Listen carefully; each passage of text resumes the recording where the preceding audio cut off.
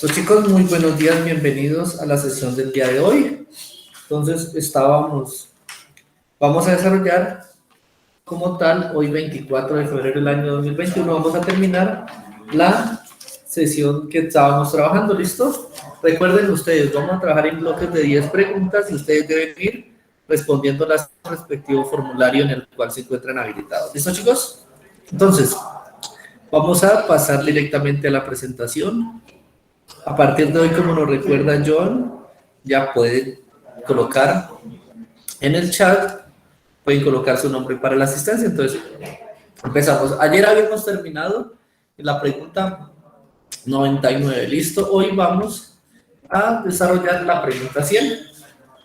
La pregunta 100 dice: considere un carro de juguete que funciona con una batería que asciende. Entonces, vamos a hacer el siguiente diagrama. Permítame. Listo. Vamos a analizar ahora por qué no está funcionando. Entonces,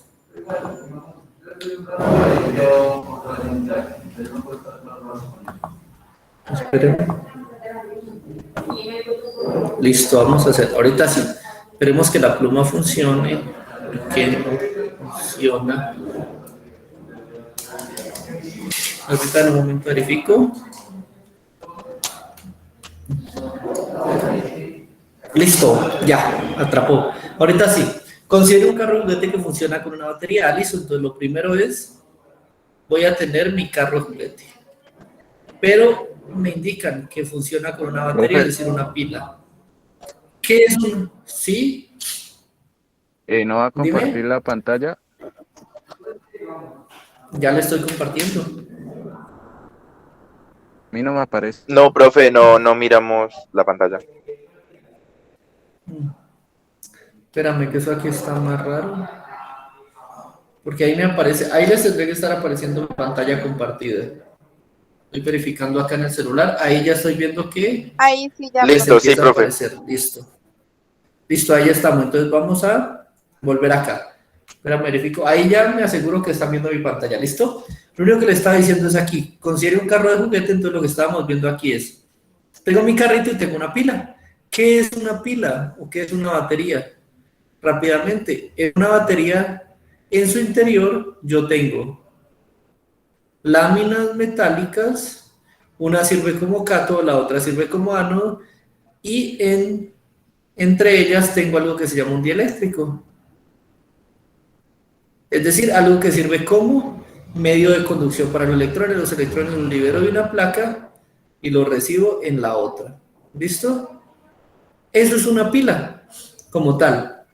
Y por eso cuando yo coloco aquí, nuevamente, una plaquita, y acá coloco otra, y las conecto a un cablecito, eso me genera a mí una corriente eléctrica, que también va con un voltaje que es una corriente eléctrica, un flujo de electrones.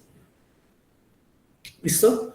Es decir, esos electrones que están aquí, moviéndose en la placa, impulsan a que electrones se muevan en el material, en el alambre, y por tanto esa corriente eléctrica yo la puedo hacer llevar a un motor, por ejemplo. En este caso, el motor del juguete. En el caso de la batería, ¿qué tipo de energía estoy teniendo almacenada en la batería? En la batería, como ocurre una reacción química, o en su defecto estamos teniendo un proceso en el cual estoy transmitiendo electrones de una placa a otra a través de un medio. En ese caso está ocurriendo una reacción. Por tanto, la energía que yo voy a tener aquí es energía química. ¿Listo? Energía química en la batería. ¿Listo? ¿Qué ocurre?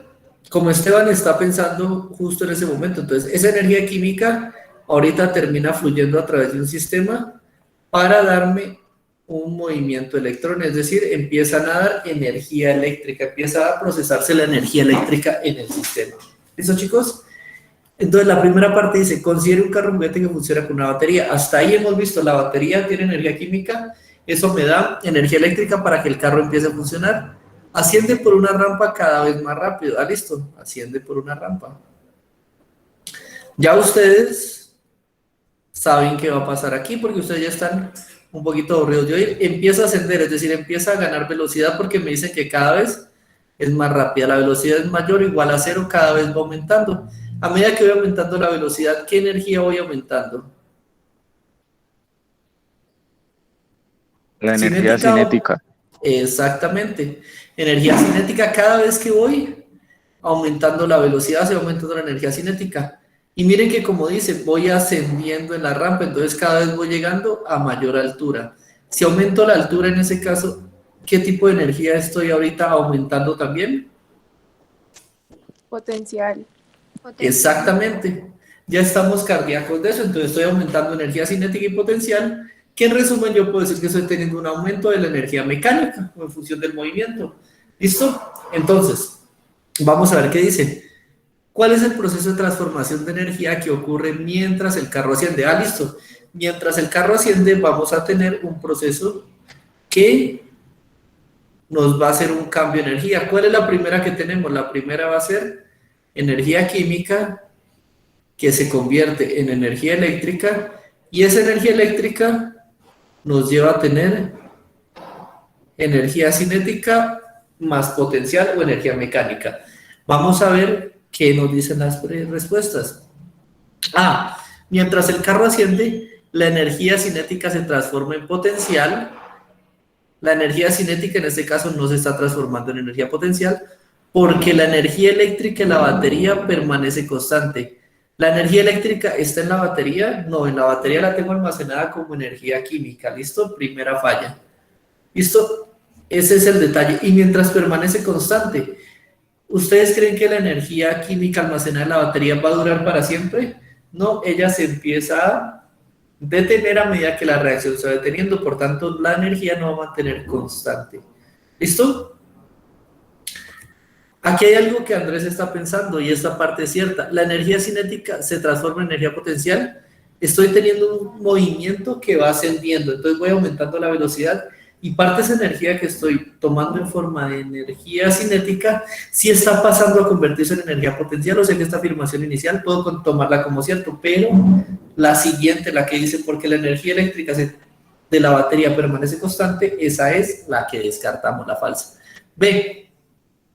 Mientras el carro asciende, la energía potencial se transforma en cinética. Eso sería correcto siempre y cuando el sistema estuviera en descenso. En este caso, arranco un movimiento y voy escalando.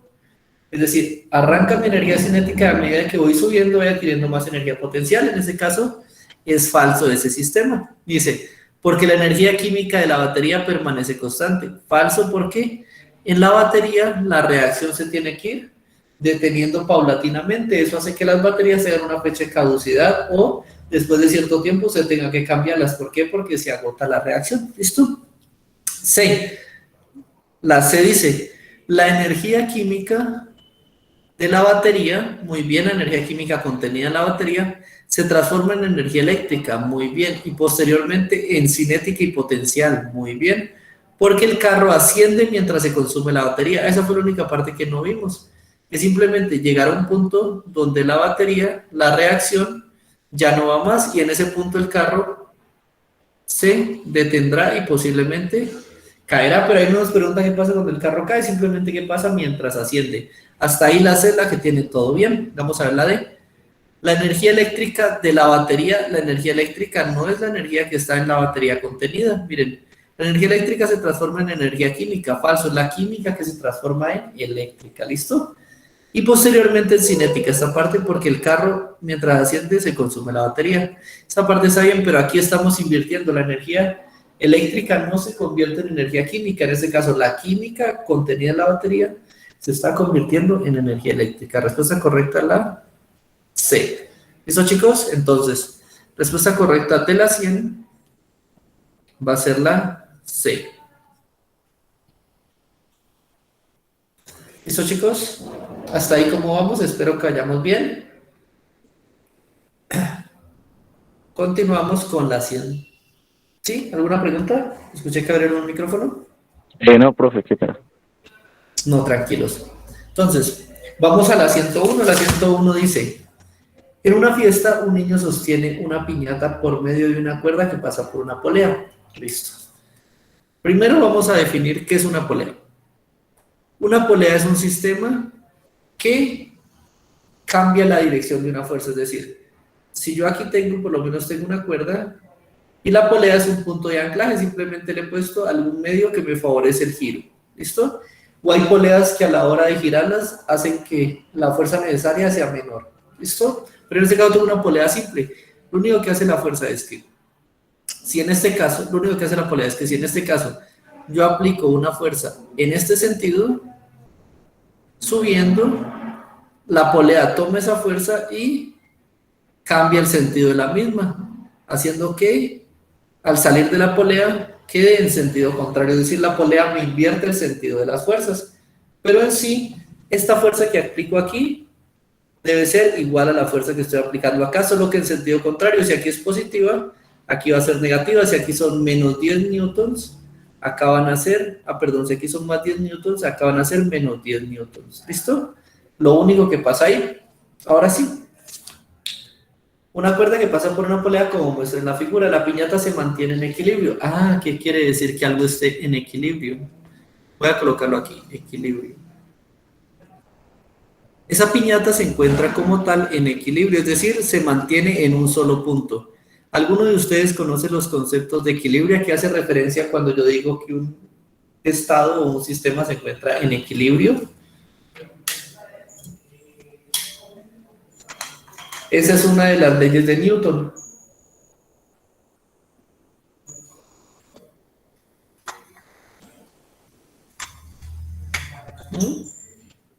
¿No? Dice que cuando un sistema se encuentra en reposo o se encuentra bajo una velocidad constante, la sumatoria de fuerzas o las fuerzas que actúan sobre él deben ser iguales a cero, es decir, que todas las fuerzas se anulan. Entonces, en el equilibrio como tal se dice que no hay fuerzas. Por tanto, en el sistema como tal no hay fuerzas totales.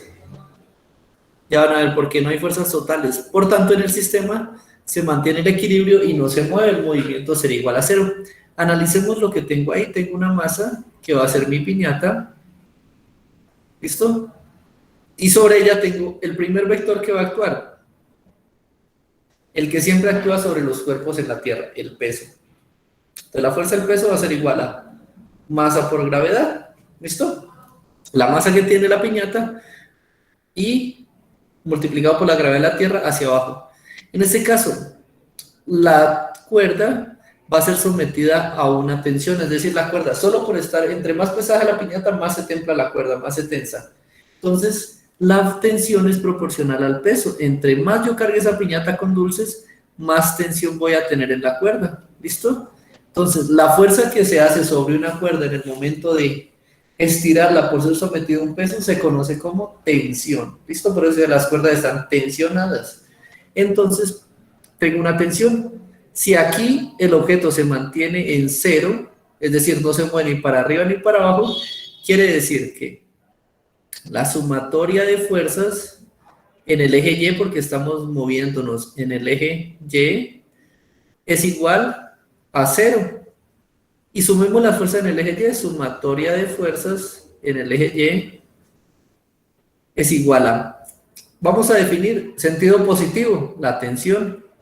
Entonces, tensión menos el sentido negativo, el peso, que sería masa por gravedad.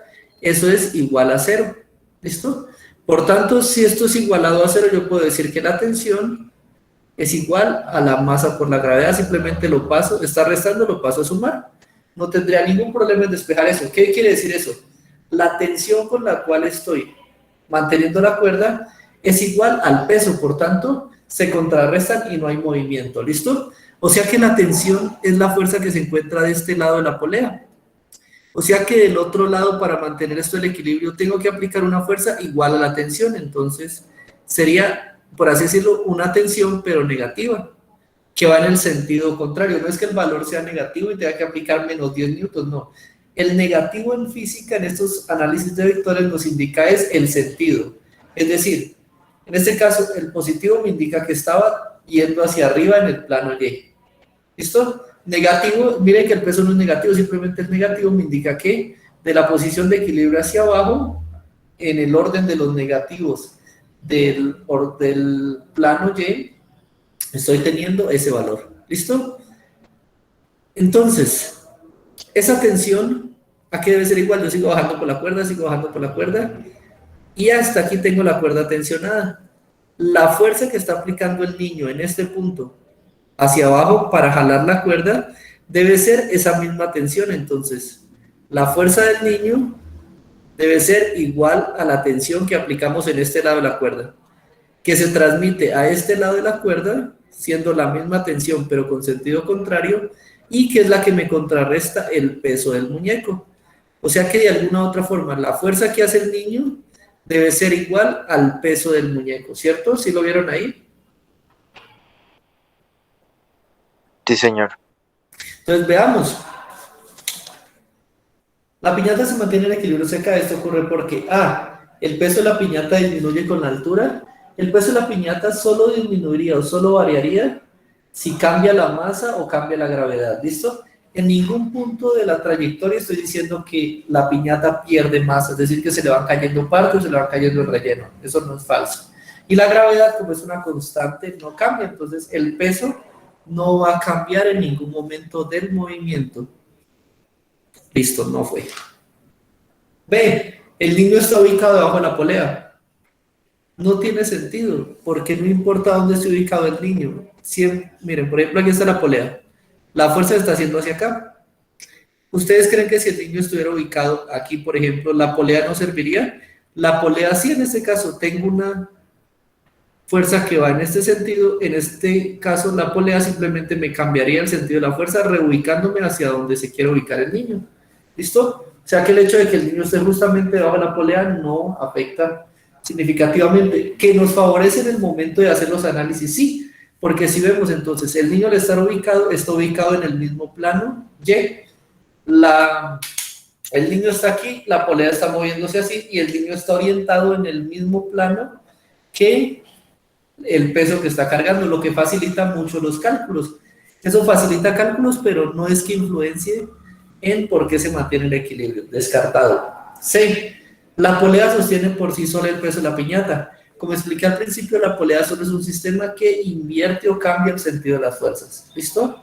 Si usted anula esta fuerza, la fuerza que está haciendo el niño, si la quita, la polea no va a hacer fuerza. La polea, entonces, si esta fuerza se anula, suelta esto y la piñata caería.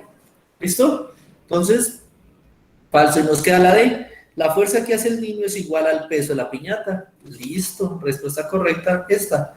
La fuerza que hace el niño es igual, por tanto, al peso de la piñata. Fuerza del niño igual al peso de la piñata. Esa sería la respuesta correcta y por esa razón se mantiene la piñata en equilibrio en ese punto. ¿Listo? Si el niño hiciera menor fuerza, la piñata iría hacia abajo porque el peso va ganando. Si el niño hace más fuerza, la piñata iría hacia arriba porque el niño está aplicando mucha fuerza y le está jalando hacia arriba. ¿Listo, chicos? Eso es relativamente fácil y requiere ese análisis. Usted lo puede hacer por análisis lógico, puede hacer toda la sumatoria de fuerzas y todo lo que hicimos acá. Y por análisis lógico también lo podría llevar. ¿Listo? ¿Hasta ahí vamos bien? Bueno, entonces vamos a hacer la 102. La 102 reza de la siguiente forma. La energía mecánica de un cuerpo es la suma de su energía cinética, que depende del movimiento, y la energía potencial, que depende de la altura a la que se encuentra. Ya lo sabemos hasta el cansancio aquí. Un estudiante deja caer una pelota de plástico desde una altura de 100 metros. Entonces tengo aquí mi pelota, está ubicada a una H, a una altura igual a 100 metros. ¿Listo? La dejo caer. La pelota rebota contra el suelo, llega al suelo, rebota, es decir, vuelve y sube, pero no sube hasta 100, sino que sube hasta 75 centímetros. ¿Qué quiere decir esto? Que la pelota en algún punto aquí, cuando tocó el suelo, perdió energía.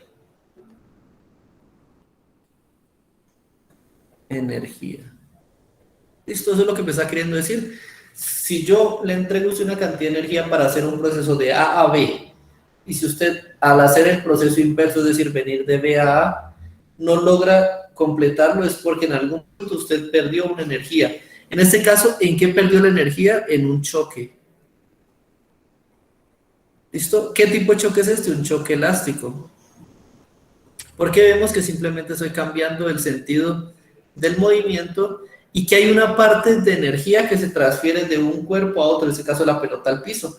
Vamos a ver qué dice. De eso se puede concluir que la energía mecánica en el choque de la pelota en el suelo C. Veamos a ver. De aquí a aquí, desde el punto A hasta el punto B, que sería el suelo, tiene usted 100 unidades. De A a B, tiene 100 unidades de energía. O 100 metros, que lo podemos ver también como 100 unidades de energía para hacerlo más rápido. Ahorita, de B a A, usted tomó 75 metros, es decir, 75 unidades de energía. ¿Cuánto se perdió aquí? 100 menos 75 son 25 metros que no pudo recorrer, o sea que si usted dice, aproximadamente 25 unidades de energía se tuvieron que haber perdido. Veamos a ver. A, se reduce un 25%, pues la correcta. B, se conserva totalmente. Si yo conservo la energía, entonces yo llegaría hasta B y volvería a subir hasta A perfectamente. ¿Listo? Serían movimientos iguales, tanto de descenso como de ascenso. Por tanto, no puede ser. Se pierde totalmente. Si yo pierdo toda la energía, bajo con 100 unidades de energía y llego a 0, pues yo me quedaría aquí, en el suelo, sin poder realizar movimiento ascendente, porque caigo, pierdo toda la energía y quedo en el suelo como tal. ¿Listo? Eso sería un choque no elástico, entonces falso.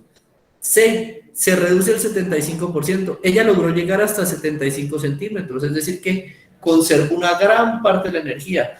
Si yo me redujera hasta 75, muy posiblemente nada más podría subir hasta 25 metros. ¿Listo? ¿Por qué? Porque mi energía está bajando hasta muy poco, golpeo y a duras penas puedo volver a subir en el sistema. ¿Listo? Entonces, por esa razón, la respuesta correcta sería la A. Se reduce en un 25%. ¿Listo? En este caso, las unidades de metros, ustedes las pueden asumir como porcentaje también. ¿Por qué? Porque entonces sería porcentaje igual a, por ejemplo, 75 metros dividido 100 metros, que sería el total, por 100. Metro con metro se cancela, 100 con 100 se cancela y les daría el mismo 75, pero en porcentaje. ¿Listo? Por esa razón, en ese caso, ya que estamos basados en un movimiento que arranca desde 100, yo puedo asumir igualdad en unidades a porcentaje. ¿Listo? Esa es la razón. Entonces, de la 102, tenemos que la respuesta correcta es la A. Entonces, chicos, hasta ahí vamos bien. ¿Alguna pregunta?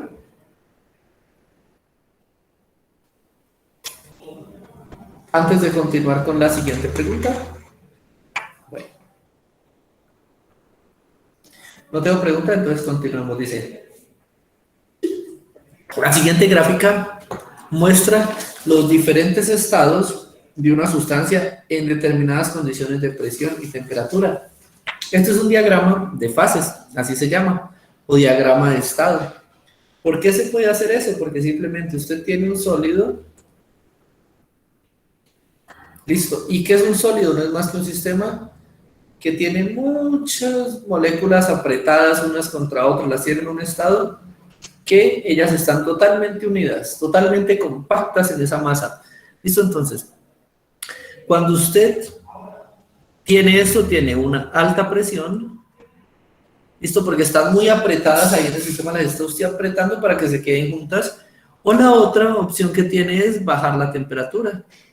Cuando las baja, le está quitando energía al sistema, le está sacando energía y ellas no tienen ganas de moverse porque tienen frío y están una al lado de la otra pegadas, manteniendo la energía lo mínimo posible, ¿listo? Pero cuando usted disminuye la presión y aumenta la temperatura, o cada una puede pasar, disminuye la presión, es decir, amplía las paredes y deja que se muevan esas moléculas o las calienta para darles energía de movimiento, usted pasa a un estado en el cual no se han separado totalmente, pero ya tienen independencia, ya se puede decir que se forman unas monocapas o capitas moleculares ahí muy pequeñas, que cuando una grupo de moléculas va hacia la izquierda, la otra va hacia la derecha, y así. Y eso le permite fluidez. En este caso estamos hablando de que pasamos de un sólido a un líquido. ¿Se hace cuando qué? Cuando aumento la temperatura o cuando bajo la presión. Miren, aquí tengo sólidos. Sólidos están comúnmente en esta región de acá donde tengo altas presiones, las presiones máximas están por aquí, y por debajo de esta tengo temperaturas muy bajas. Entonces, temperaturas bajas, presiones altas, sólido. Lo empiezo a calentar, es decir, voy subiendo la temperatura, llego al estado líquido, con presiones intermedias, ¿listo? ¿Por qué? Porque ahorita, si yo bajo demasiado la presión, es decir, dejo que se separen tanto las moléculas que el volumen que ocupan es muy amplio y no las toco para nada, y aumento la temperatura, voy a tener el estado que se llama estado de gas. ¿Qué es ese estado? Simplemente partículas, cada una por su lado, ¿listo? Separadas la mayor distancia que pueden. Entonces, a altas temperaturas y muy bajas presiones, tengo estado gaseoso. Miren, altas temperaturas por acá, altas temperaturas muy altas y presiones bajitas, ¿listo? Y ahí vemos cómo se crea ese diagrama. Ahora sí, ya sabiendo eso, simplemente vamos a analizarlo. Dice, de acuerdo con la gráfica, ¿qué cambio ocurre en el estado de la sustancia cuando pasa del punto 1 al punto 2? El punto 1 es un sólido. Ah, listo, entonces lo voy a colocar aquí, punto 1. Pasa al punto 2. El punto 2 cae dentro de la zona que corresponde a los gases, entonces estoy pasando acá. Entonces, lo que yo estoy haciendo es pasar de un estado sólido a un estado gaseoso, ¿cierto? Pues lo que veo aquí, paso de 1 a 2, el sentido de la flecha es en este. Voy desde aquí, subo hasta 2. Para hacer eso, ¿qué necesito? Miremos. Tenía una temperatura en 1, que era, pónganle 10 grados, y tenía una presión en 1, que pongámosle que es 1. Empiezo yo a desplazarme hacia allá. Al desplazarme hacia la derecha, estoy aumentando la temperatura, porque miren que 2 cae por ahí en 22, 23, 20 algo. Entonces pasé de 10 a 23, estoy calentando. Pero el valor de la presión ha cambiado, yo veo que es una línea recta. Entonces el valor de la presión, tanto para el punto 1 como para el punto 2, es el mismo. Cuando el valor es el mismo para un proceso, yo digo que está a presión constante. Entonces aquí, ¿qué dice? A presión constante varío la temperatura del sistema. Es decir, caliento o enfrío manteniendo la presión del sistema constante. Eso, entonces vamos a ver qué dice. Lo primero es ver que pasamos de sólido a gas. ¿Listo? Entonces vamos a ver. De gas a sólido, falso. De sólido a gas, verdadero. De sólido a gas, verdadero. De gas a sólido, falso. ¿Listo? Entonces ya nos quedan la B y la C. Vamos a ver. B. De sólido a gas, porque se aumenta la presión. Donde yo veo la presión es constante, se mantiene igual, entonces falso. ¿Listo? Manteniendo la temperatura constante, la temperatura está pasando de aproximadamente 10 a aproximadamente 25, es decir que la estoy manteniendo en ese caso, la estoy aumentando, no la estoy manteniendo, descartémosla. ¿Listo? Nos queda únicamente la C. La C dice, de sólido a gas, porque se aumenta la temperatura, muy bien. Manteniendo la presión constante, muy bien. ¿Listo? Respuesta correcta, la C, para la 103. Supongamos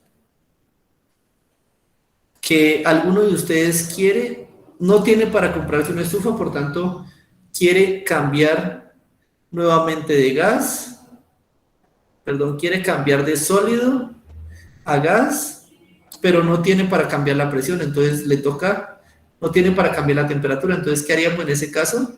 Sería ir de 1, cambiando la presión hasta obtener 2. En este caso pasa de sólido, que está en 1, a gas, pero ¿qué tiene que hacer?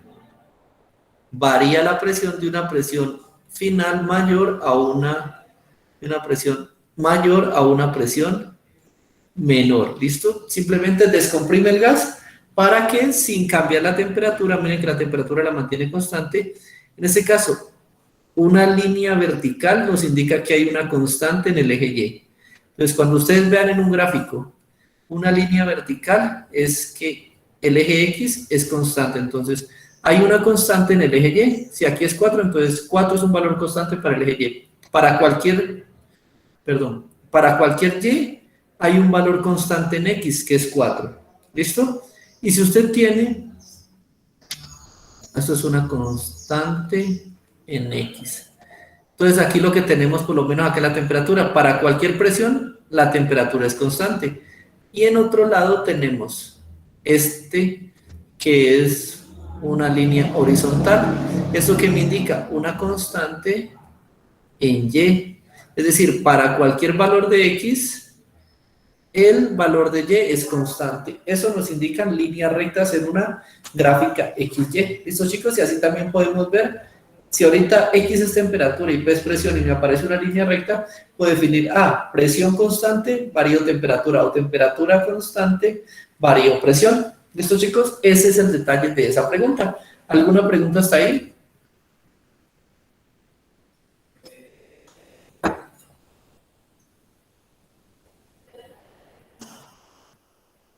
¿Ninguna? Bien, chicos. Entonces, con base en eso, continuemos. Dice, un alumno fundió dos sustancias puras con la intención de saber cuál de ellas cambia de estado más rápidamente. Entonces, midió un trozo de cada sustancia, colocó en un vasito el trozo de la sustancia A, en otro vasito el trozo de la sustancia B,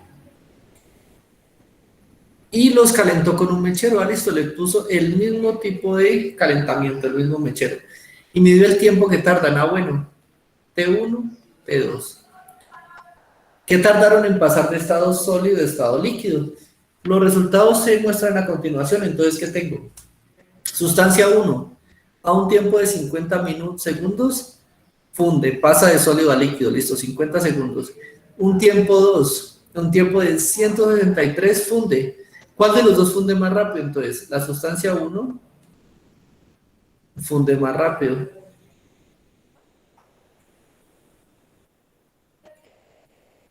Si la sustancia 1 funde más rápido, quiere decir que ella tiene un punto de fusión o una temperatura de fusión más baja o más alta.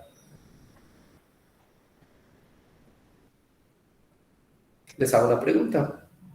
Si algo se derrite, exactamente una temperatura de fusión menor.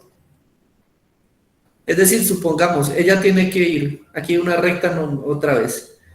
La temperatura de la 1, temperatura de fusión 1, es de 50. Y empieza usted a calentar esto. Y en 50 segundos usted llega acá.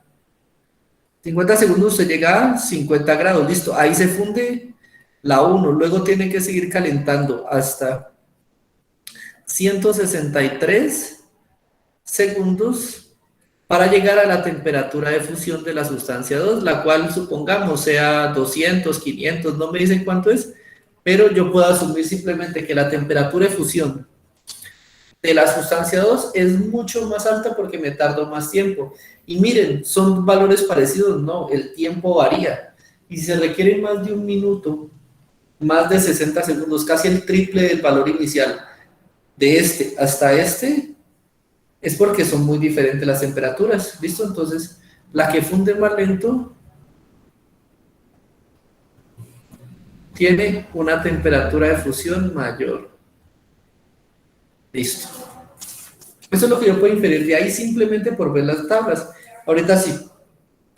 Las observaciones realizadas por el estudiante se puede considerar que una conclusión, no sé, hasta ahorita no puedo definir nada, porque simplemente me está presentando datos. Si simplemente me está presentando datos, ¿yo puedo sacar una conclusión? No, yo necesito tener un análisis de los datos y haber visto una tendencia. Entonces, por eso todo lo que diga conclusión lo puedo poner como en duda. Pero vamos a ver por qué dice. Una conclusión, porque las dos sustancias empiezan a cambiar de estado a los 50 segundos. ¿En qué momento dice que la sustancia 2 empieza a cambiar de estado a los 50? No, yo solo veo que hay un cambio y es a los 163 segundos. No me dice a los 50 se empezó a observar nada. Entonces no puedo hacer esa aseguración. ¿Listo? Además, miremos la recta. Cuando llegó aquí a los 50 segundos, muy posiblemente la sustancia 2 ni siquiera había empezado a hacer algo porque tiene un punto muy elevado. ¿Listo? Falso. B. una evidencia de que las sustancias se funden por efecto de la temperatura. Podría ser porque yo estoy viendo que hay una temperatura mayor, una temperatura menor, y al tiempo que yo las alcance, ese tiempo voy a fundirme. Tal vez la voy a dejar como simplemente vista. ¿Listo? Veamos si la C y la D encajan, si no me quedaré con la B. ¿Listo? C. Una conclusión, ya vimos que no aplica muy bien, porque los cambios de estado se dan a la misma temperatura. Falso, aquí estoy teniendo una temperatura que alcanza un tiempo más bajo y una temperatura que alcanza un tiempo más alto. Si fueran a la misma temperatura tendrían que alcanzar el mismo tiempo, porque estoy calentándolas incluso. Dice que con el mismo mechero o con un mechero, entonces significa que estoy siéndolas sometiendo a un calor casi igual, entonces falso. D, la D dice, una evidencia de que las sustancias tienen puntos de fusión cercanos. Vemos que el tiempo es grande, por tanto, las temperaturas de fusión también deben ser grandes, ¿listo? Deben ser alejadas, no cercanas. Cercanas sería si uno fundiera 50, otro 55, 50, 60, pero es que estamos en 50 y casi el triple, entonces no. Entonces, la respuesta correcta con la que nos quedamos es con la B. Una evidencia de que las sustancias funden con efecto de la temperatura. Respuesta correcta para la 104, la B. Listo, chicos, hasta ahí cómo vamos. Voy a acelerar un paso para que nos quede más rápido. Espero que vayamos bien. Si no entendemos, me detienen. ¿Listo? La 105 dice, la siguiente gráfica representa un perfil de reacción donde se muestra la entalpía, los reactivos y los productos. La entalpía, ¿qué es? Es la cantidad de energía que yo tengo. Entonces, veamos aquí. Dice, energía de los reactivos, una línea aproximadamente en 400 unidades. Ella empieza a subir en energía, se forma un complejo activado acá, se rompen enlaces, se crean enlaces y luego bajan en energía. Y al final tengo los productos, es decir, es una reacción de A más B, produce C más D. ¿Listo? Si yo analizo esto, esto es una variación, lo que estoy viendo es una variación de energía, pero para darle más estatus yo la llamo variación de entalpía. ¿Qué sería la variación de entalpía? La entalpía en el estado final menos la entalpía en el estado inicial. ¿En qué estado terminé yo? Yo terminé en la entalpía de los productos, entonces entalpía de los productos menos el estado inicial donde arranqué, entalpía de los reactivos. ¿Listo? Delta de H de los reactivos. Entonces, aquí ya tengo una fórmula, que es la que después nos deducen acá.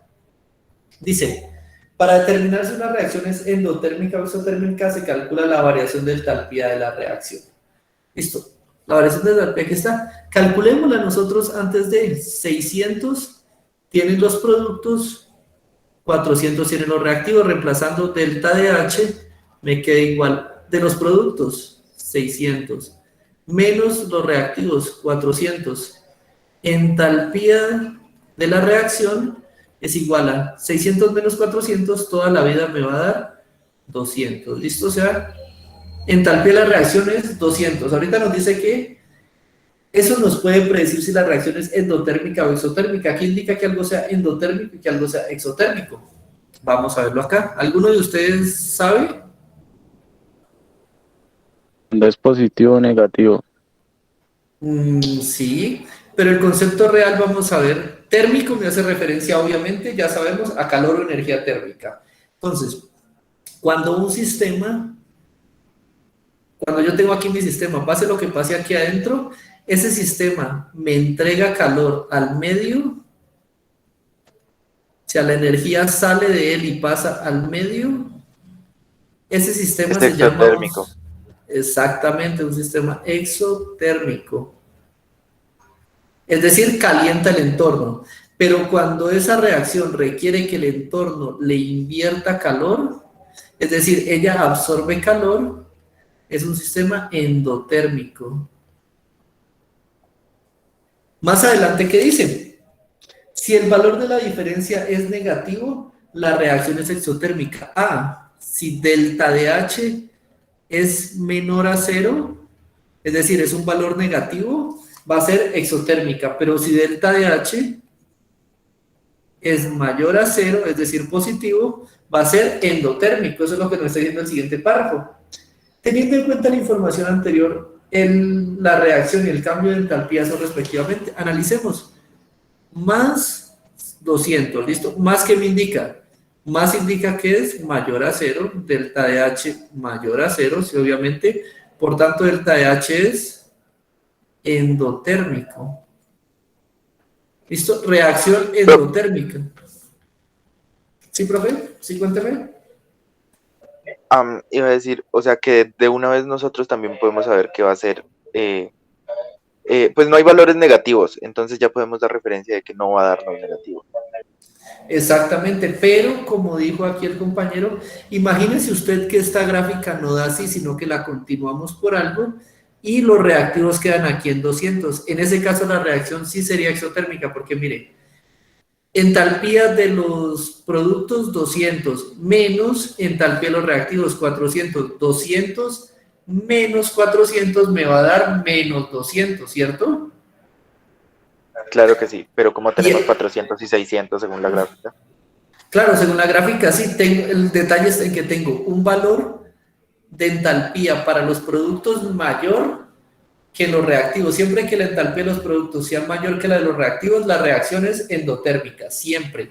¿Listo? ¿Por qué? Porque este subidón de energía, yo necesito abastecerme de algún lado, o sea, la energía no sale de la nada, entonces esa energía la debo pedir en forma de calor al sistema. ¿Listo? Mientras que cuando usted está por debajo, es decir, usted adquiere una energía, luego a la hora de formar los productos la entregó. Eso quiere decir que en este caso, cuando está por debajo, está saliendo energía del sistema. Entonces es exotérmico. Eso explica esas definiciones que tenemos ahí. ¿Listo, chicos? Es de análisis porque algunas veces cambian la gráfica y colocan el valor de los productos por debajo de los reactivos. Ahí sí sería exotérmico. En este caso es endotérmico. Entonces vamos buscamos la A es endotérmica bien y la C es endotérmica. La B se fue y la C se fue porque son endotérmicas. Falso y falso. Ahora sí, ¿y el valor de delta H cuál es? Ahí lo calculamos, 600 menos 400 más 200. Entonces buscamos la S y delta H reacción es 200 kilojulios por mol. Ese fue el valor que me dio. Respuesta correcta la A, mientras que miremos que la C me dice endotérmica y el delta H reacción es igual a 600. No hay forma de que haciendo la operación me dé 600. ¿Listo? Entonces descartamos todas esas y la respuesta correcta de la 105 es la A. ¿Listo, chicos? Hasta ahí todo está fácil y si ven que toda la energía que necesitamos, toda la información que necesitamos nos la entrega el mismo cuestionario, entonces simplemente es de análisis. Leer muy bien esas partes. ¿Listo? Ahora sí, leamos la siguiente, la 106. La 106 dice, ciertos animales utilizan algunas estrategias para contrarrestar los cambios ambientales y mantener estables sus poblaciones. O sea, que hacen algo para salvar su vida, listo. El desplazamiento a grandes distancias en búsqueda de alimento, entonces, primer proceso, desplazamiento a grandes distancias. ¿Cómo se llama eso? Eso se conoce como un proceso de migración. Suponga que usted vengo de la Tierra, hay un animal, un ave, por ejemplo, que vive acá.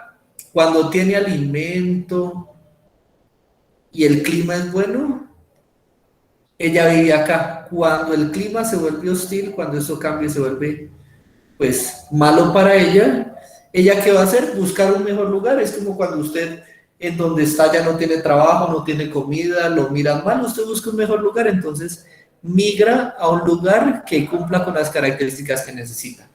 ¿Listo? ¿Qué puede alterar esto? Supongan, aquí hay alimento, el clima es uno de los principales, y ya hemos visto ahí, si aquí hace mucho frío, usted se verá obligado a un lugar más cálido. Si aquí hace demasiado calor, pues usted va a buscar un lugar que no sea tampoco tan extremo y se va por un lugar templado, ¿listo? Entonces, cada organismo busca el clima, busca las condiciones óptimas para su crecimiento, ya sea de alimento o de temperatura, listo. Entonces, aquí la siguiente dice, la reducción temporal de las tasas metabólicas.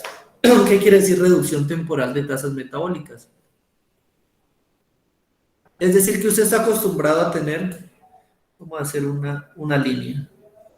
Esto qué horrible. Usted está acostumbrado a comer demasiado, se come 3, 4 platados de carne al día, 4 platados de arroz, de que usted tiene todo el día una energía ni la más alta y se puede mover por todo el bosque, puede moverse por toda la ciudad. Eso indica tener una tasa metabólica alta y su organismo está funcionando quemando toda esa energía que usted le mete en forma de movimiento, en forma de metabolismo, como quiera verlo, ¿listo? Pero resulta que acontece que ahora usted algo le pasó, que usted se vio obligado a bajar su tasa metabólica, es decir, a tener el mínimo de comida y por tanto tener el mínimo de funcionamiento, es decir, estar acostado simplemente respirando. ¿Ustedes han oído de algún animal que baje su tasa metabólica al mínimo para pasar periodos de tiempo simplemente respirando y existiendo? El oso cuando hiberna. Exactamente, todos los procesos de hibernación son bajar tasas metabólicas. El oso, cuando llega a ciertas condiciones, el baja su metabolismo, lo lleva al mínimo y se queda dormido y duerme por periodos muy largos de tiempo. Hay animales que hasta incluso logran congelarse para pasar periodos de tiempo muy largos sin alimento. ¿Listo? Después dice, el desarrollo temporal de estructuras corporales como pelos. Es decir, que algunas especies en algunas adaptaciones, en algunos cambios, desarrollan pelo para protegerse. ¿Listo? Todas esas, ¿qué tienen en común? Migrar de un lugar a otro, bajar la tasa metabólica, desarrollar pelo. Yo noto hay una tendencia en común. Y miren, cuando hace calor, el oso vive feliz y se alimenta de todo lo que haya. Baja el alimento y llega una etapa fría. ¿Sí lo ven? Porque hemos oído lo que el compañero que el oso en invierno hiberna. ¿Listo? Cuando hace calor, usted la selva tropical, usted la ve llena de frutos, mangos, papaya, todo lo que pueda proveer es visto. Cuando hace invierno y se congelan los árboles, el alimento disminuye. Entonces acá alimento alto, acá alimento bajo, y eso mismo hace que el oso o los animales hibernen, o los animales se vayan buscando alimento. ¿Listo? Entonces veamos la humedad, la alta humedad. La alta humedad no causa principalmente que entren organismos en estado de letargo, eso se hace con hibernación, ¿listo? Migración sí puede lograrse, pero no es un factor determinante. Las selvas tropicales, cuando tienen alta humedad, sus animales no tienden a migrar a otros lados. Eso es una condición normal del entorno y tienen que adaptar a él. Entonces, no. Cuando llueve y hace viento, ¿ustedes creen que la lluvia y el viento puedan obligar a un oso, por ejemplo, a bajar su tasa metabólica y dejar de comer tanto? ¿O simplemente que a la hora de salir a comer se va a mojar?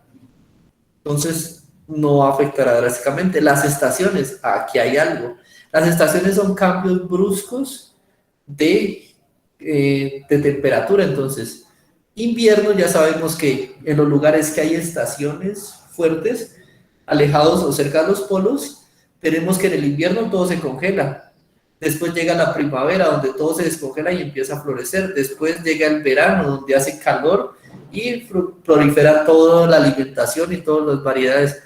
Luego pasa otoño, donde se empieza a enfriar y se empiezan a perder los frutos y perder la vegetación, y vuelve a ciclo de invierno. Eso causaría, por ejemplo, que en verano todos los animales vivan contentos, pero cuando llegue invierno, todos los animales quieran irse o buscar alguna ruta para sobrevivir, ya sea hibernar, irse o desarrollar alguna modificación como pelo o grosor de la piel para cambiar. Entonces, las estaciones pueden ser asociadas a esos tres tipos que tenemos allá. Y por último, la competencia. La competencia es cuando una especie de un animal compite por recursos con otra. ¿Listo? Eso podría hacer que una especie migre, sí podría hacer que una especie migre, porque si usted está en un entorno donde llega alguien más fuerte y le empieza a ganar sus recursos, usted va a buscar un nuevo entorno en el cual no esté presente ese competidor, podría ser. Pero eso indicaría entonces, por ejemplo, si usted está en mitad de una competencia y usted entra en un estado de letargo donde usted hace lo mínimo por vivir, ¿usted cree que su competidor va a tener compasión y no se va a alimentar de lo que usted dejó de alimentarse. Falso, él va a seguir alimentándose y posiblemente usted cuando vuelva a su estado de letargo no va a tener alimento y va a sufrir las consecuencias, va a morir. Y peor, una competencia haría que usted desarrolle pelo. Falso, entonces descartamos. Respuesta correcta, la C. Las estaciones causan todos los tres procesos que vemos ahí. Causan migración, causan hibernación y causan desarrollo de alguna estructura corporal diferente. ¿Listo? ¿Entendimos la parte? ¿Listo, chicos? No, me gusta. Vamos bien y vamos a buen ritmo, dice. Andrés es un estudiante bachiller destacado a quien le ofrecieron marihuana. Para tener nuevas experiencias, él aceptó. Y de a poco fue probando todas las sustancias psicoactivas que podía. ¿Listo? Primero que todo, dino a las drogas. Y segundo, ¿qué indica psicoactivas? Psico viene de la palabra psique, que indica mente. Entonces nosotros sabemos ya, después de estudiarlo mucho, tenemos un sistema nervioso central. ¿Listo? Que es nuestro cerebrito y tenemos aquí todo el sistema nervioso, que son esos nervios que bajan por la columna, que bajan por la médula y se trasladan al cuerpo y usted siente los nervios. ¿Listo? Psicoactivas, ¿qué indica? Que la sustancia, al llegar a este sistema nervioso, lo activa, le da una respuesta, le da una señal que induce una respuesta química de que se active, de que se ponga alerta porque algo va a pasar, de que llega la droga y hace que usted dilate las pupilas porque se siente excitado, se siente con adrenalina, dopamina, oxitocina y todos los procesos hormonales aumentan. Las hormonas aumentan y esas hormonas son mensajeros químicos que llegan aquí, llegan a unos receptores en los nervios y disparan impulsos eléctricos. Entonces el cerebro empieza a disparar electrones y impulsos eléctricos en todo el cerebro y eso causa pues las sensaciones que usted tiene. ¿Listo? Con el tiempo se esperaría que Andrés deje de consumir este tipo de sustancias porque la sangre se satura. Bueno, el sistema nervioso podría saturarse, el sistema sanguíneo es otro. Tenemos nuestro corazón y tenemos nuestras venas fluyendo por todo él. ¿Listo? Perdona el dibujo tan horrible, pero asuman y crean.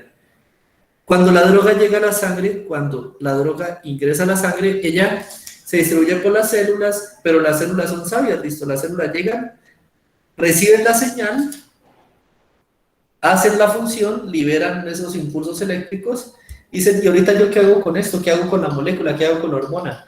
La devuelven al torrente sanguíneo y finalmente todo lo que tenemos en el torrente sanguíneo pasa a otro sistema, que es el sistema excretor, los riñones y sale del sistema. Entonces el mensajero, lo voy a hacer como una linecita para indicar que el mensajero de alguna u otra forma o sale intacto o sale degradado, pero sale del organismo. ¿Listo? Por esa razón es que ustedes han oído hablar de cuando se hace prueba para doping a un deportista se la hacen con cierto tiempo después de presentar la prueba. No se la van a hacer a los 5 meses de haber competido porque ya posiblemente él ha excretado la sustancia que se tomó. ¿Listo? U otra que han oído, que Andrés lo ha oído en su rama médica, ha oído que no se analiza la droga, sino que se analiza un metabolito secundario de la droga. ¿Qué quiere decir esto? Ingresa una droga a mi sistema, ¿dónde está el señalador? Ingresa una droga a mi sistema, pero por el viaje químico que tiene a través del cuerpo sale de manera diferente. Entonces, yo ingreso cocaína, por ejemplo, y después de 2 horas ya la cocaína desaparece como tal, pero se forma una molécula que es la misma cocaína, pero alterada químicamente. Morfina, cualquiera de ellas, ¿listo? Entonces yo analizo ese otro componente. Eso es un metabolito secundario que ya ocurre o se obtiene después de un proceso de metabolismo. ¿Listo? Pero la droga nunca va a saturar la sangre porque el organismo siempre va a tender a sacarla del sistema. ¿Listo? Entonces, que sature la sangre, falso. B, disminuye la dosis del consumo porque es más sensible a sus efectos. Como vemos bien aquí, la droga llega y se acomoda en los receptores. ¿Qué son los receptores? La célula, esto ya es una célula, no es un cerebro, listo, perdón, dibujos.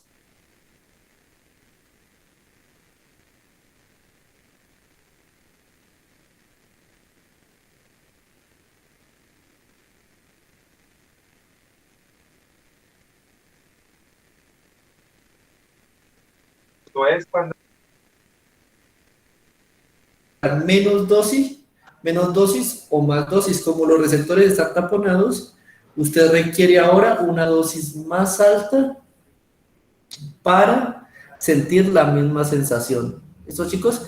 Y eso es algo que nosotros sabemos que ocurre comúnmente con las personas que padecen el problema de la drogadicción, que entre más tiempo llevan en el consumo, mayor cantidad de dosis requieren o mayor resistencia a la droga adquieren. ¿Por qué? Porque sus receptores químicos y sus receptores nerviosos se saturan tanto que ya para obtener el mismo subidón necesitan cada vez mayor cantidad.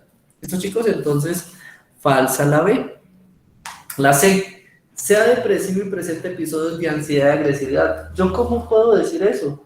Resulta que acontece que el sistema nervioso, como vimos, cuando está en presencia de la droga, sube todas las hormonas, sube los mensajeros químicos, sube los mensajeros eléctricos, y en ese caso usted está feliz. Pero cuando la droga se acaba y usted vuelve a la realidad, ¿cree que las personas van a estar felices en un estado normal o van a añorar y extrañar ese estado de felicidad que tenían? Cuando uno añora y extraña un estado de felicidad, en ese caso se establecen procesos de entristecimiento normal, o sea, como que, ay, extraño ese lugar donde yo estaba por allá. Si eso se continúa a lo largo del tiempo y persevera y se hace físico, usted sí perfectamente puede llegar a tener depresión. ¿Listo? Y presenta episodios de ansiedad por consumir, o si usted necesita para estar feliz su dosis de droga, démela, entonces usted empieza a estar ansioso por el siguiente momento en el que va a tener esa subidón de adrenalina en su sistema, el subidón hormonal, entonces quiere ansiedad por eso. Y agresividad, si no llega ese momento, usted cree que se va a poner contento, pacífico, ¿no? Se puede poner agresivo, ¿listo? Entonces esa puede ser una consecuencia. Y la D dice, muera joven por un ataque al corazón. El sistema nervioso central se obliga a que el sistema circulatorio se excite, pero no puedo garantizar esto. Puede usted morir a una edad de 50, 60 años, siempre y cuando su corazón funcione bien, mantenga hábitos saludables como deporte y alimentación. Sí se va a desgastar su corazón de consumo de drogas, pero no puedo garantizar que se va a morir de un ataque al corazón. Es más posible que garantice que se muera de un paro cardiorrespiratorio, cardiorrespiratorio, en el que en este caso fallan primero los pulmones y eso detiene el corazón. ¿Listo, chicos? Profe, Porque cuando usted, señor, sí, explíqueme, don Andrés, que usted es el experto en medicina. Ah, no, es John, hágale, John. pero con la cocaína sí se puede producir un ataque al corazón joven. Sí, exactamente. Porque lo que hace como tal, pero no necesariamente debo decir que, pues, que sea algo que pase con todos. Pero ¿qué ocurre con la cocaína? La cocaína es un activante tan fuerte del sistema nervioso central que todo el sistema nervioso central se activa tan rápido que lo que pasa realmente es que usted entra en un estado de shock donde tanto su cerebro como sus músculos, como todo, no saben qué hacer. Es como si estuvieran tan saturados que pum, se detienen y se les olvida qué están haciendo. Y cuando a usted se le olvida eso, hay dos sistemas nerviosos, tenemos el simpático y el parasimpático. El simpático es el que uno dice, oye, como que se me está olvidando respirar, y uno vuelve a respirar por conciencia propia. Y el parasimpático es el que instintivamente yo hago, yo no tengo que estar pensando todo el tiempo en respirar para hacerlo. Hay ciertas drogas que hacen que el subidón sea tanto, la respuesta energética sea tanta, que el sistema parasimpático se detiene. Y cuando el sistema parasimpático se detiene, los pulmones entran en colapso y se detienen. Al detenerse los pulmones, inmediatamente el corazón también entra en un proceso en el cual se detiene. Y en ese caso la cocaína no causa un paro cardíaco respiratorio, o sea, no se para el corazón y se paran los pulmones, sino que lo que hace es que los pulmones se detienen y después se detiene el corazón. Por eso es que ustedes ven que muchas veces en ese tipo de películas o algo empiezan a hacer masajes al corazón y tienen que hacer compresiones torácicas para que principalmente los pulmones vuelvan a expandirse, se acuerden de respirar y el corazón de paso se acuerde de bombear sangre. ¿Listo, chicos? Listo, profe. Mientras que, por ejemplo, cuando usted tiene un ataque cardíaco, que está haciendo mucho deporte, el corazón está a lo que marca, bombeando a lo que marca y llega un punto en el que el corazón se falla, ahí sí es paro cardíaco, ahí sí se detiene el corazón e inmediatamente empieza el sistema pulmonar, el sistema circulatorio a detenerse, pero es porque ahí el corazón colapsó primero. ¿Listo? Que también puede darse, o sea, pueden darse los dos a la par. Pero así, Listo, garantizar que muera joven por un ataque al corazón, no es más posible que primero se me deprima y empiece a volverse un problemático antes que pase eso, ¿listo? listo, profe. Listo, chicos, entonces, vamos a hacer esta pregunta, que es la 108, para que quedemos en el día de hoy bien. Un carro de masa M se mueve sobre la superficie horizontal con velocidad v.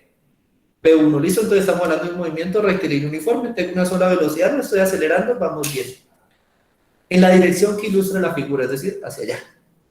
En cierto instante, el objeto de masa M se mueve perpendicular a la superficie y cae en el interior del carro. Ah, me cayó un peso encima. Y continúa moviéndose los dos como si ilustra en la figura B. Desperdicia el rozamiento entre la superficie y la carretera, entre la superficie de la carretera y el carro. Entonces usted tiene aquí, usted viene lo más de contento y va con una velocidad inicial. La velocidad inicial, sea lo que sea que esté haciendo que usted mueva con esta velocidad, usted en este eje, para que vaya hacia allá, tiene que tener una fuerza, ¿cierto? Una fuerza que lo va jalando hacia esa dirección, como sea la tiene que tener, o sea un motor, sea que lo hayan empujado, sea que lo esté soplando el viento, usted va con fuerza y esa fuerza se ve expresada en una velocidad que es una variación del movimiento, ¿listo? Asimismo usted tiene otra, que por el simple hecho de existir usted tiene masa por gravedad, es decir, tiene un peso. Eso antes del movimiento, entonces esta fuerza con la que va realizando el movimiento tiene que vencer el peso y arrastrarlo hacia allá. Ahora, esto es antes de figura A. Figura B, en la figura B, ¿qué pasó? Tengo M y ahora tengo otra masa encima, entonces tengo, en el componente del peso tengo M original más M minúscula, eso va a ser mi componente total del peso. Esta fuerza que está aquí está jalando el sistema hacia abajo. A pesar de que esté en el eje Y, tiene que, por tanto, afectar el componente en el eje X. Yo no puedo asumir que en este caso la fuerza que estoy aplicando en este lado va a permanecer igual. ¿Por qué? Porque al reorganizar una fuerza, todo el sistema se debe reorganizar para mantener el equilibrio. El equilibrio dice que sigue moviéndose. Entonces, la velocidad después de esto, ¿ustedes qué creen? ¿La fuerza tiene que aumentar o tiene que disminuir? Si ahorita está siendo jalado, la mayoría de este sistema está jalando la energía hacia abajo. ¿Listo? Disminuye. Exactamente. Los que han manejado camioneta o han manejado incluso una bicicleta y han montado un bulto encima, se han dado cuenta que su velocidad tiene que bajar porque la fuerza también disminuye en ese caso, o simplemente tiene que compensar este nuevo peso que está encima. Por tanto, la velocidad 2 tiene que ser menor. Velocidad 1 es mucho mayor que la velocidad 2, por tanto, disminuye.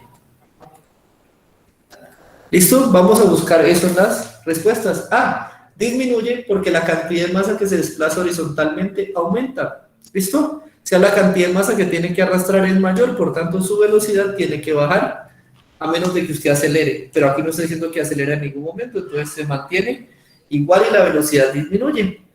Listo. B, aumenta porque durante el choque el carro adquiere velocidad del objeto que cae. Falso porque el movimiento está siendo perpendicular, es decir, que el movimiento no le está aportando energía en este sentido. Para que sea impulsado o aumente, tendrían que ambos ir en el mismo sentido. Ambos movimientos hacia abajo, ambos movimientos hacia la izquierda, ambos movimientos hacia la derecha. ¿Listo? En ese caso no estaría aumentando. Falso. C, aumenta porque al caer el objeto le da impulso al carro adicional. Impulsar es sumar fuerza a un movimiento. Y en este caso ya vimos, para que sume fuerzas, tienen que ir ambos en el mismo sentido. Esta fuerza va hacia acá, viene otra fuerza que la golpea, las dos fuerzas resultantes se hacen más grandes. Vienen ambas hacia abajo, se golpean, las dos fuerzas resultantes se hacen más grandes. Pero en este caso hay una que cae perpendicular a la otra. No están en el mismo sentido, por tanto no agregan impulso al sistema. Falso también. Y D no cambian, ¿no? La velocidad tiene que cambiar, no cambia porque el momentum del objeto es perpendicular al carro. El momentum es la cantidad de movimiento, no importa la cantidad de movimiento, cae, pero está cayendo y aumentando la masa de mi sistema. Por tanto, si yo aumento la masa, el peso es diferente. Por tanto, si yo aumento el peso, el sistema se recondiciona a nuevos valores y por tanto la velocidad sí debería cambiar. Muy bien. Y si no, piénselo fácilmente, piénselo como en su lógica.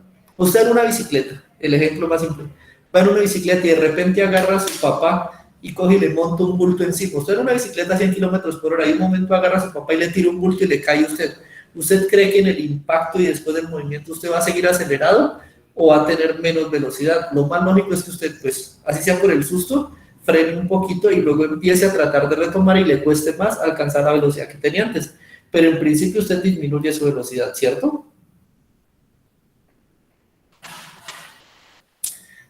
Y entonces, por esa razón, la respuesta de la 108, vista de forma científica y vista de forma parroquiana, es la A, disminuya.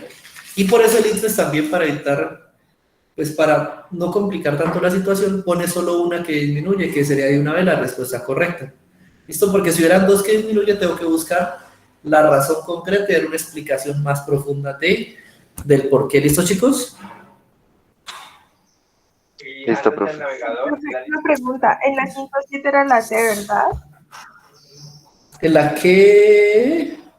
107, la anterior. 107, vamos a ver, Alexandra Nieto, en la 107 la respuesta es la C, ajá.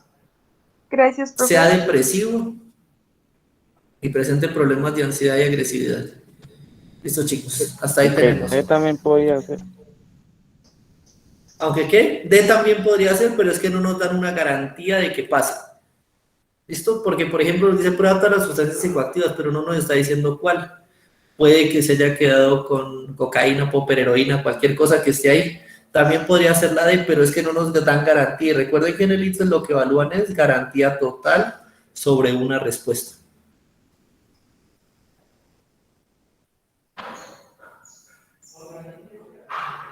¿Listo? Listo, chicos. Entonces, como tengo que salir para otra clase, siendo las 12:07, damos por concluida la sesión de hoy. Recuerden regalarme, porfa,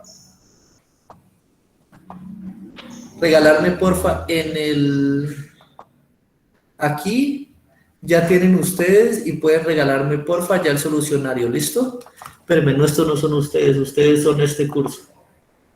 ¿Listo? Entonces ya ustedes están capacitados y deberían ya estar atentos resolviendo este 2A, las primeras 10, y ya para mañana resolverme las siguientes 10. Ya hoy les libero las siguientes 10 para completar las 30 preguntas que tiene el cuestionario. ¿Listo, chicos?